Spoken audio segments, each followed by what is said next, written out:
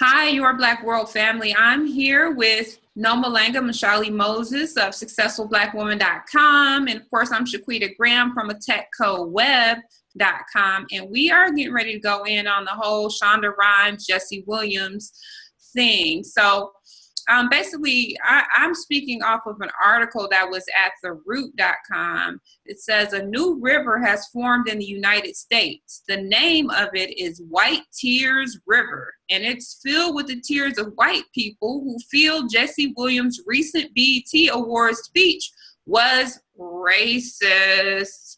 And so they have some kind of really delusional petition about trying to get Jesse Williams fired from Grey's Anatomy.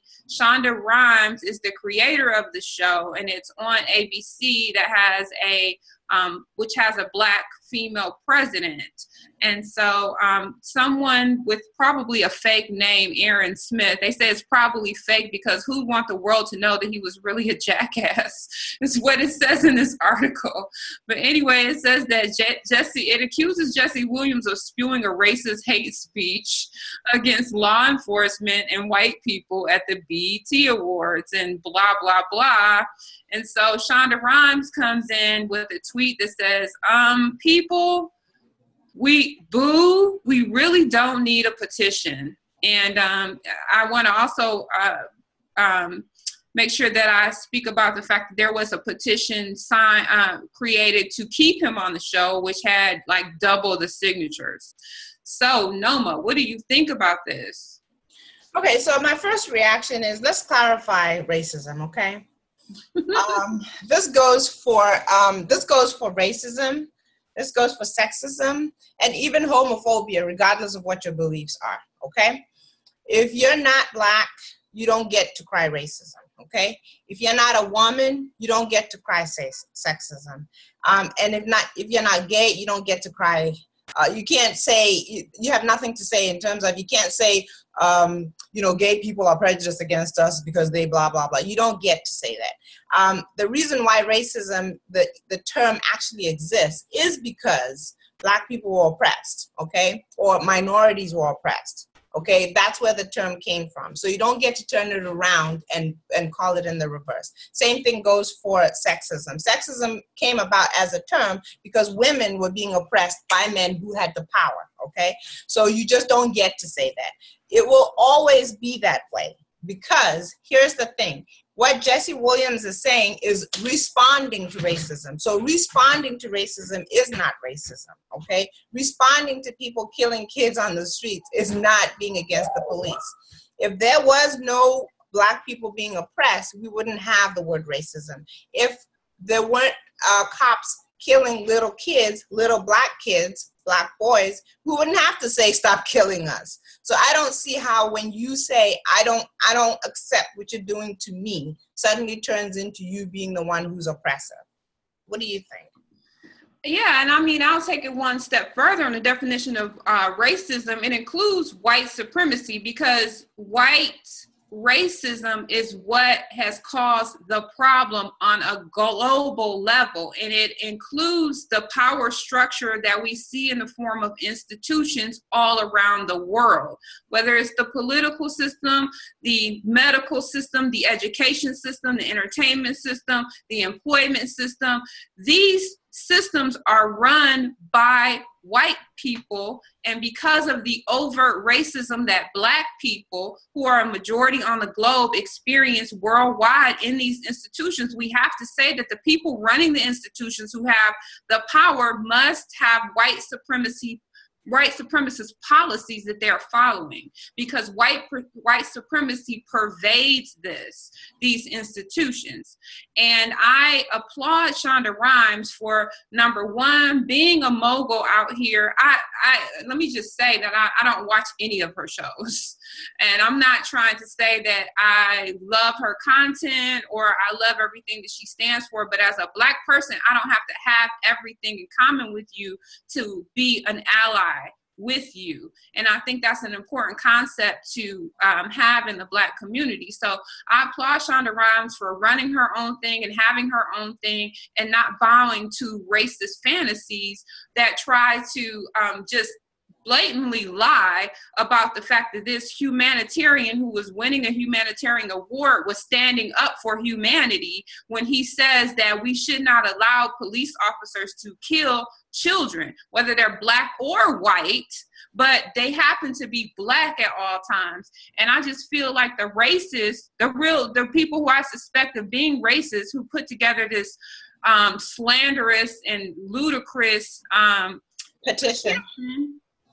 that they take the time to put together a petition against somebody like Donald Trump, who categorizes Mexican people as rapists and criminals, and categorizes black people reportedly as lazy and only good for sex. I don't see anybody along the White Tears River putting together a petition against him or against the police officers who have been killing these kids and running amok since they were patty rollers. Right. The other thing that needs to come into this conversation is the importance of diversity. The reason why we can sit here and say, look, this may not go the way that this petition wants it to go, or the people who started this petition want it to go.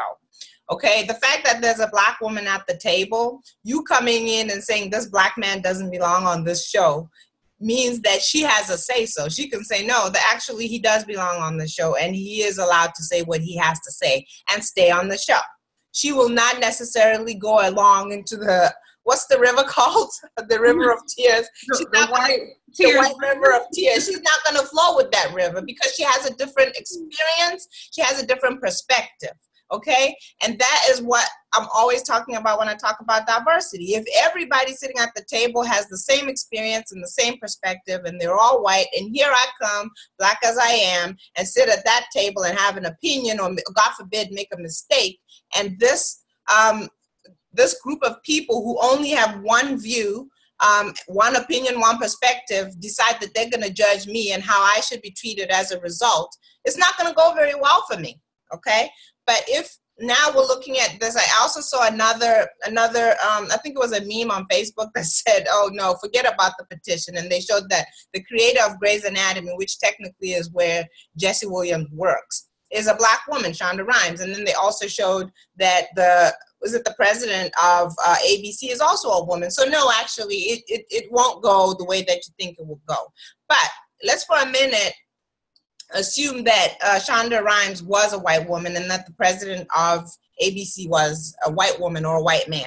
It may have gone differently. It really may have gone differently. They may have started to look at their bottom line and said, there's a lot of rumbling here. We're making an executive decision, or we're making a business decision, and we're going to get rid of him. If you don't think that's true, ask Isaiah Washington, who was on Grey's Anatomy some time ago. And there was enough noise, there was enough whatever, and the pushback was enough for them to remove him from the show. Ask a lot of people who have been the face of something, and enough people make a lot of noise, and then they're removed. I remember, I'm not sure how many years it's been, Roland Martin was at CNN, and he said something that offended gay people. They made a whole bunch of noise, they made petitions, and he was removed. So you do have to acknowledge that people can get removed if there's not some diversity in terms of the people that are sitting at the table.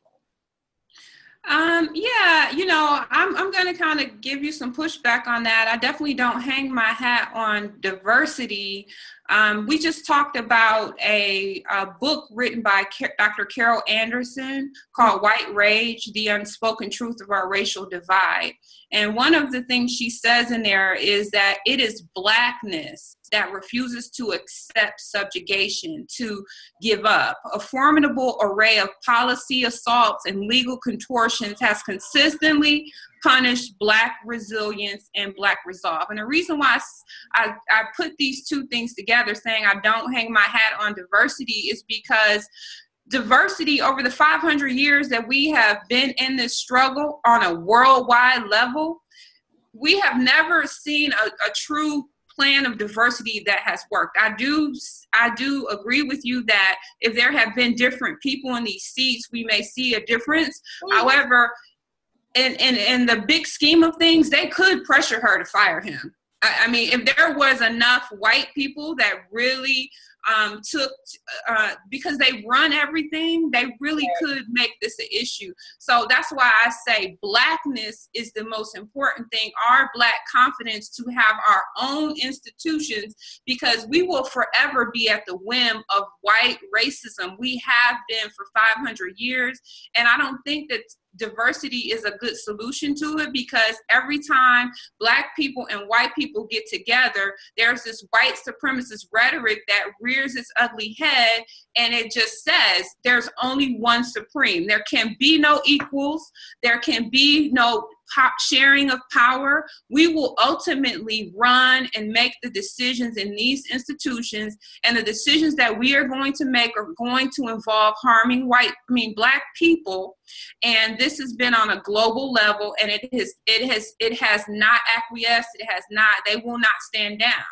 Absolutely. You know, I hear what you're saying, but let's take a look at, for instance, some months ago, we were talking about Judge Olu Stevens. Mm-hmm. And one of the reasons why he was in hot soup was he insisted that when a case was before him, if they picked an all-white jury and the person who was on trial was a Black person, he said no. Right. It's a simple thing, because the thing is, we can predict almost with 100% accuracy what's going to happen, because again, it is that one perspective, okay, that one way of thinking. So it does matter. Diversity does matter. If there's a mixture of people there, they offer different perspectives, and they can push back. They can push back. Just like if a white judge had been sitting there, he wouldn't have a problem with an all-white jury. It would be business as usual. Let's do what we do, you know, pretend we're on trial, okay, when we all know what we're going to decide before we even had the trial. Okay, let's pretend we're on trial. You talk, blah, blah, blah, bang the gavel, throw him to the dogs, and let's forget about him. Diversity does matter. I'm not saying we should always be pushing for it. Of course, look at my life. I'm not fighting anybody for any diversity anywhere. Okay, I'm not at anybody's job saying you need me and you should. I don't care about all that. But it does matter. It does count. In the situations where people are making decisions about people's lives, it does matter. You have to. You have to take into account that there's different perspectives. And if there aren't different perspectives, the people whose perspective is not represented suffer. Right. So, you know, of course, diversity can be a good thing. I mean, I think it can be an important thing, just like when they say Black Lives Matter. But the reality of the situation is that when Judge Olu Stevens stood up against this, and I actually spoke about this in the early stages of this, he was taken off the bench. Many people had backlash against him. And right now, the whole white jury thing has been a matter that's struggled in the Supreme Court since the 1800s. They insist on having white juries, even though it is supposed to be unconstitutional and illegal. They constantly find ways to create white juries. And so even though I agree with you that diversity does matter, white supremacy seems to matter more. So if we don't defeat white supremacy, we will never get to true diversity, because that is against the policy of white supremacy. And that's why I'm kind of pushing back on the diversity issue, because that has been thrown out to us as a way to calm us down many times. Oh yeah, we're going to have a diversity officer. We're going to have a diversity policy. We're going to have this and we're going to have that. And it causes Black people to sometimes say, hey, well, maybe white supremacy is going to give us a chance here. Maybe white supremacy is going to let us in, and it stops us from building on our own. So I totally agree with you that diversity is a good thing, but we'll never achieve diversity under an unjust system like white supremacy. And that's why we must disengage from white supremacy and build systems that do embrace diversity, because Black people are not the type of people, or don't have the type of history where they withhold power and justice from other groups. So if Black people were to have our own institutions, we would embrace diversity, I believe. And sometimes to our detriment. I mean, I think that's what has gotten us into this situation to an extent, is involving other groups to our detriment, because not every group has a culture that embraces justice, and they have many groups have a warlike mentality that causes them to propagate oppression wherever they are. So we have to be careful with the term diversity from the standpoint of believing that it can solve white supremacy. Right. The last thing I'll say about this, because I want to move on, is what you've described is not diversity. It's giving the appearance of diversity. And there's a difference, okay? And that works everywhere, okay? Giving the appearance or giving the impression of diversity is not the same as actual diversity, you know? And those are my final comments on it. Right. And, you know, again, people take words out of context. They use diversity with something you're speaking about as a well-meaning policy. But some people take that term and they twist it and use it as a tactic of manipulation. And that's why I say, before I would speak about diversity, I would definitely start speaking about Blackness and confidence in Blackness and moving forward. But in this case, I'm glad that the diversity is there. And I think that's the thing that we're really happy about in this scenario, that we do have Shonda Rhimes, who, although many people feel that her content is not as helpful as it should be for the Black community, she is in a place where she can make this kind of decision, and I think it's a good decision. Absolutely. And, you know, we'll see. We'll see what happens. Yeah. We'll see what happens, you know. We'll see. And I think another key is just expecting this kind of thing as business people, being prepared for it, because hopefully if Shonda Rhimes or Jesse Williams were to have to leave ABC or be on be penalized for this, that they're financially prepared for that, and they're equipped with a talent that they could take their talent elsewhere. And maybe that's a reason why ABC wouldn't push this button, because they're so valuable. Absolutely. Absolutely. I mean, Shonda Rhimes, I think, has 4 shows now on ABC, and 3 of them run back to back when they're in season. So that would definitely be to some degree shooting themselves in the foot as far as ABC goes. Absolutely. Well, thank you for that conversation, Nomalanga, and thank you all for viewing.